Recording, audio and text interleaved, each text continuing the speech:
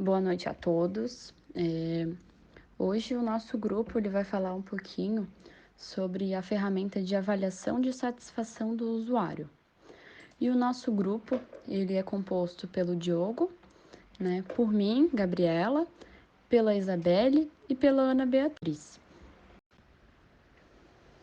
Então, eu vou começar falando um pouquinho, né, da história dessa ferramenta, né, da onde que ela surgiu.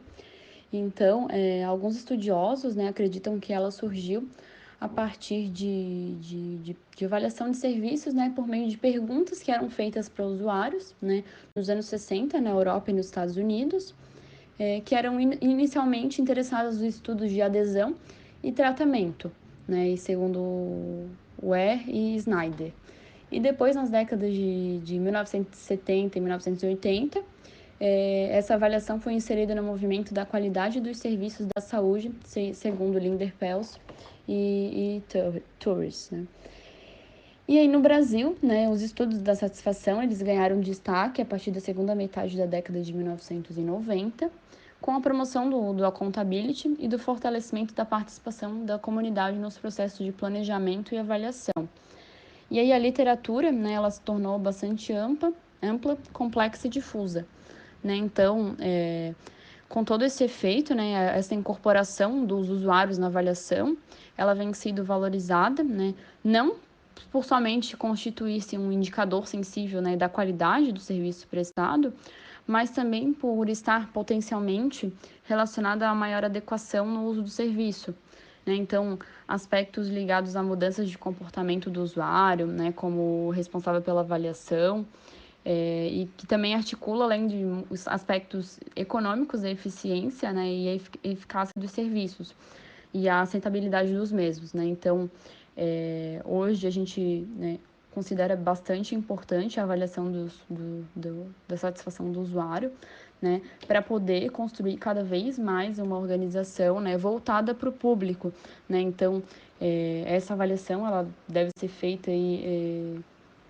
constantemente, né, pelas organizações, para que possa sempre fazer evoluções, né, desenvolvimentos nas organizações, né, e as empresas consigam, né, empresas e organizações consigam melhorar cada vez mais, né, o seu atendimento, o seu serviço, os seus produtos, né, então depende aí do contexto da organização. Mas aí, né, essa foi a parte, né, mais da história para contar um pouquinho aí de onde surgiu, né, alguns conceitos da avaliação. E o que é a avaliação de satisfação do usuário propriamente dita, né?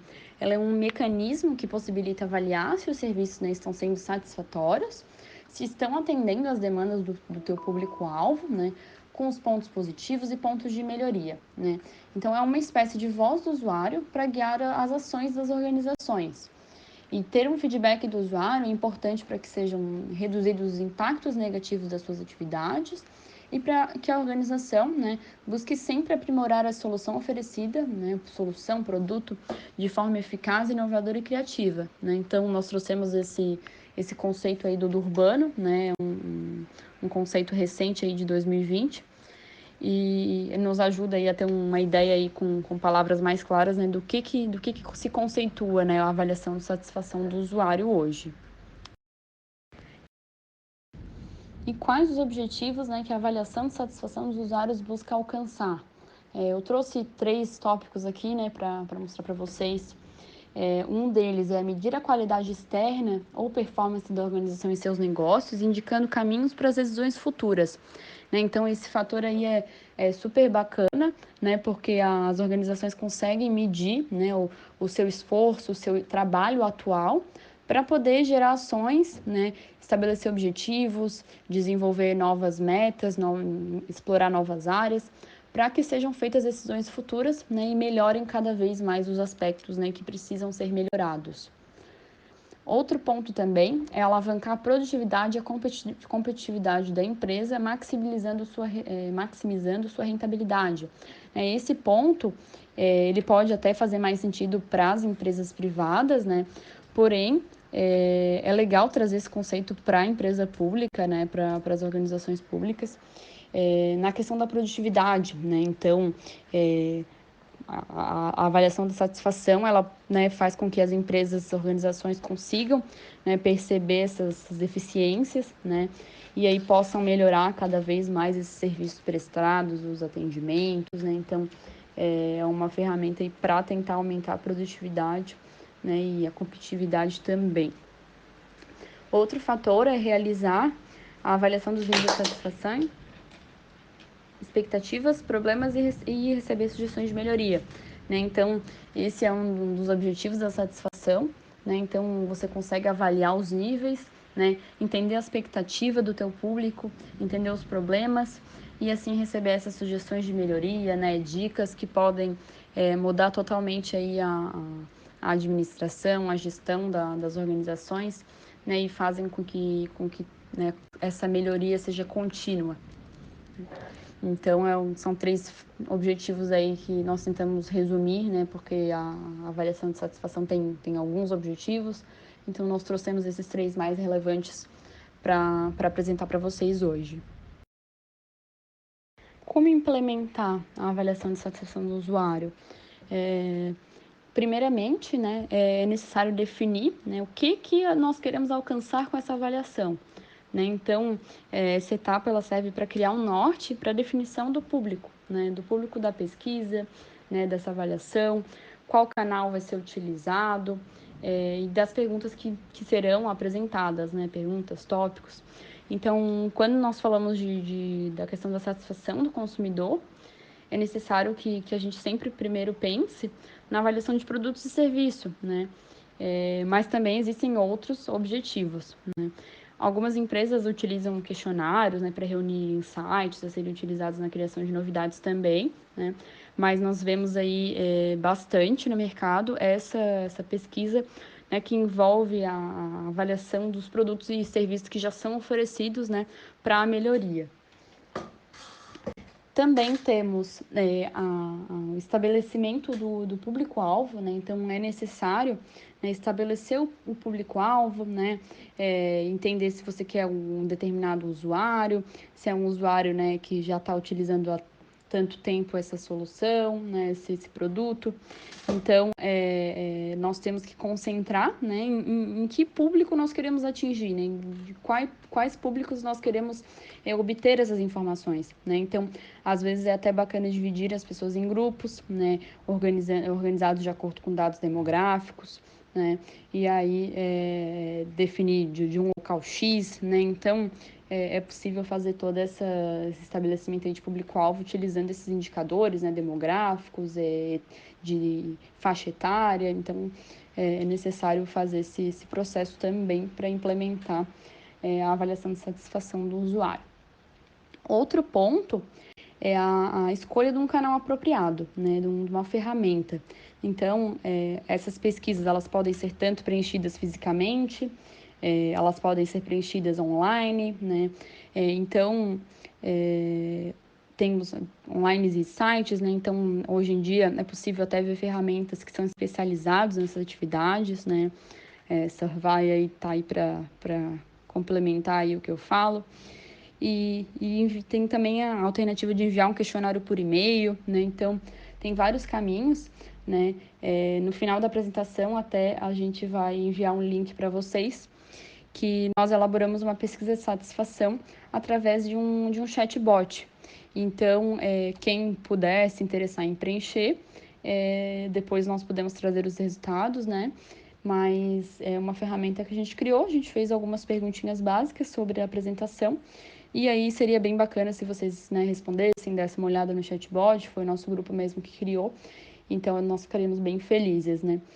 E aí, além disso, o último passo aqui seria o definir o caráter e a quantidade de perguntas, né? Então, nessa etapa, nós conseguimos, né, planejar todo o processo e aí é bem importante, né, que se concentre em perguntas claras e objetivas, né, para evitar qualquer tipo de confusão, né, garantir que elas sejam sempre específicas, né, a fim de facilitar toda a interpretação. E também a questão do equilíbrio, né?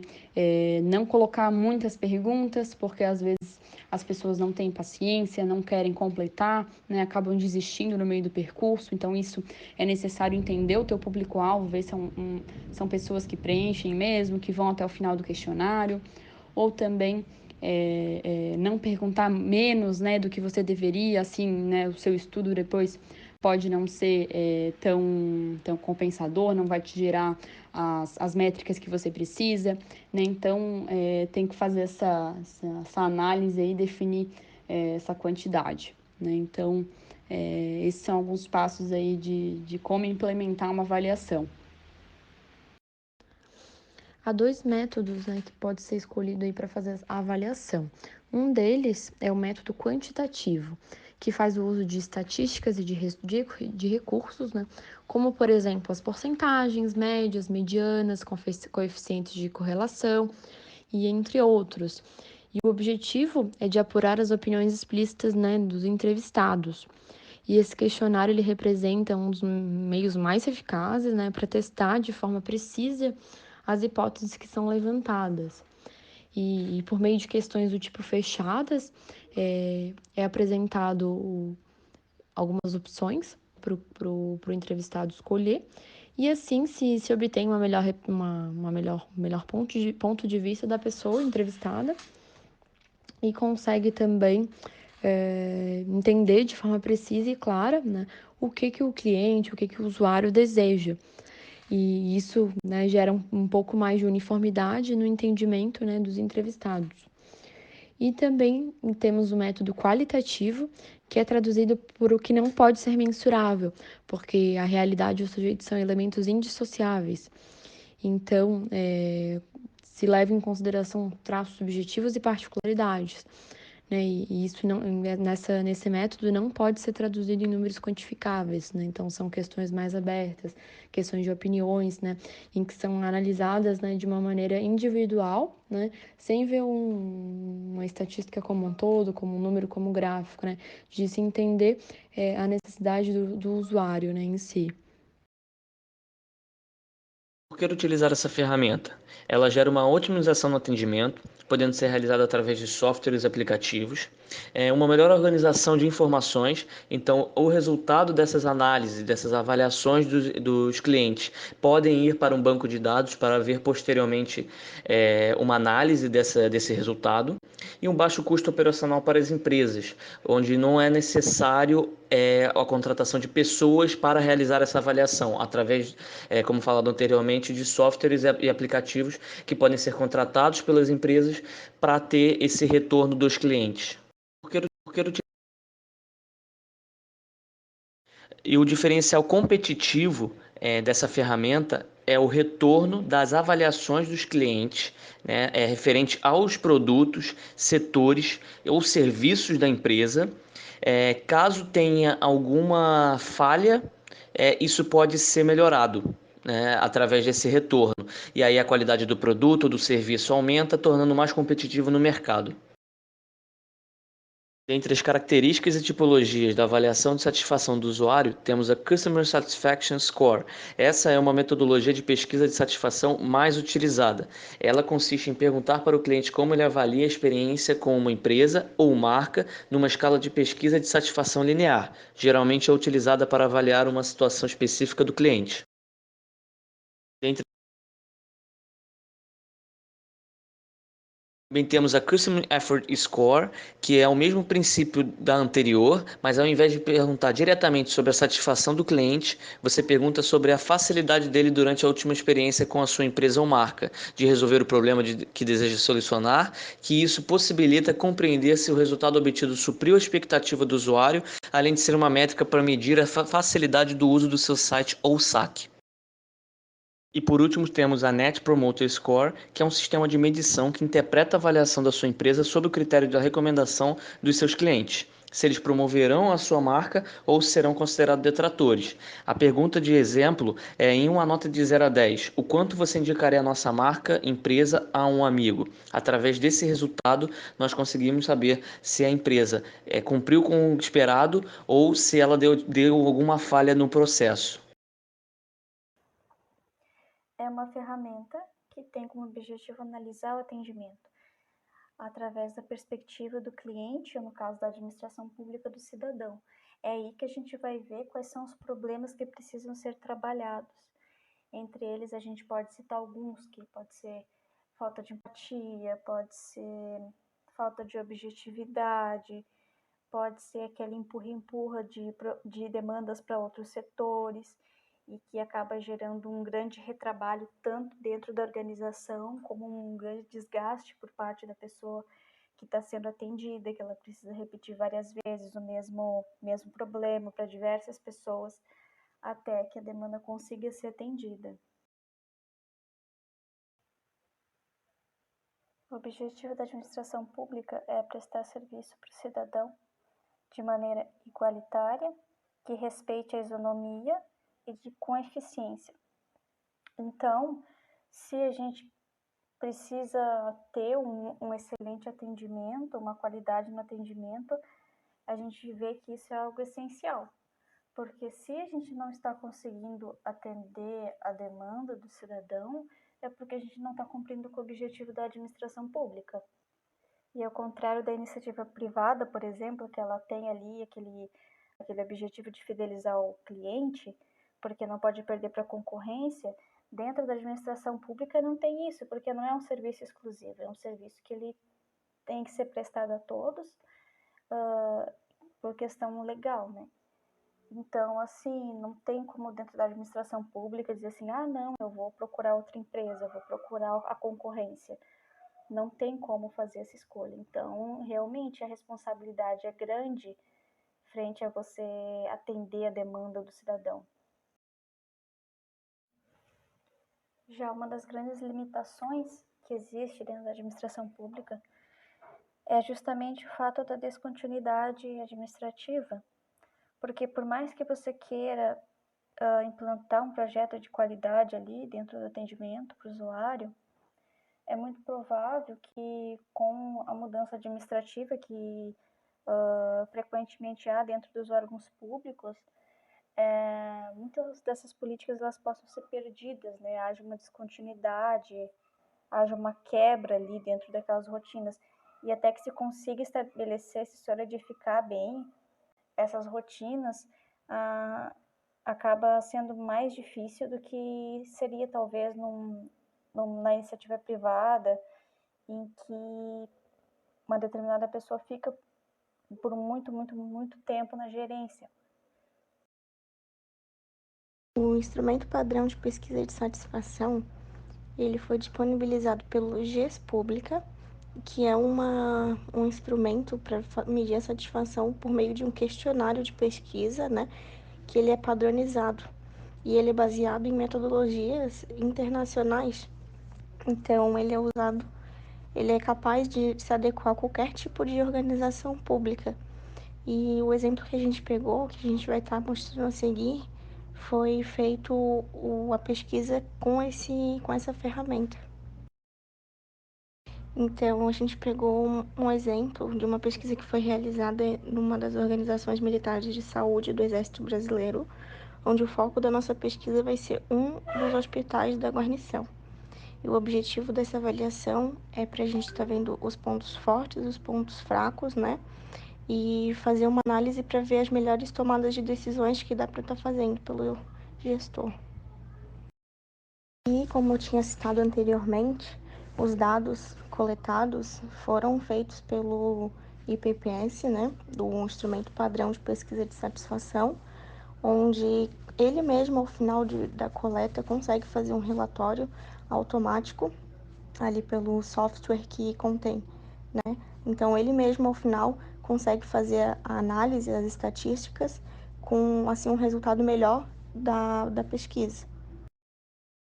Aqui a gente tem um relatório, né, da avaliação, onde o que foi perguntado para os usuários.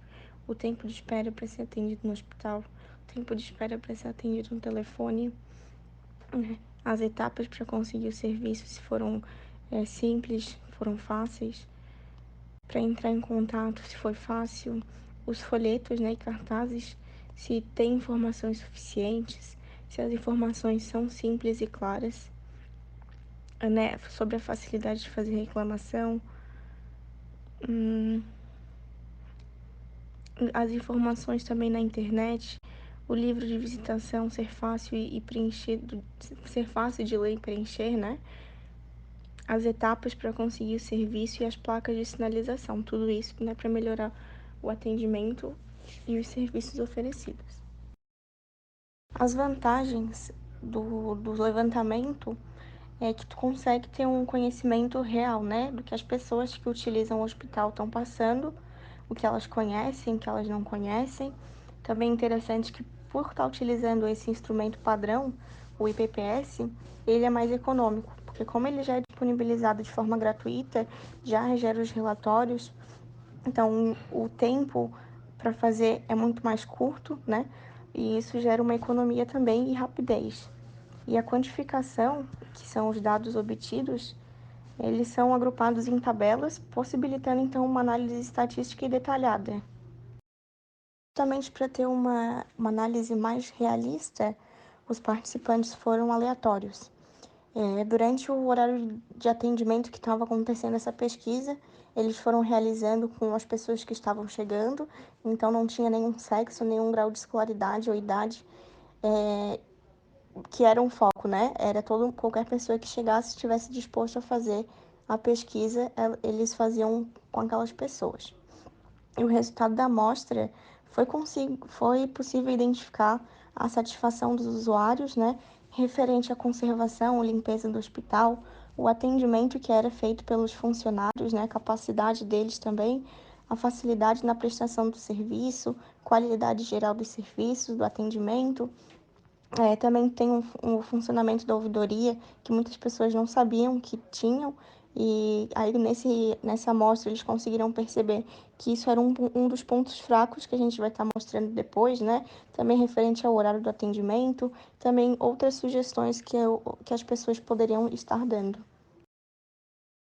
Então, com isso foi conseguido perceber que o sistema de ouvidoria não era utilizado, as pessoas não conheciam. Se queriam fazer alguma reclamação, elogio, né, ou pedir alguma informação, em nenhum desses casos o sistema de ouvidoria era utilizado.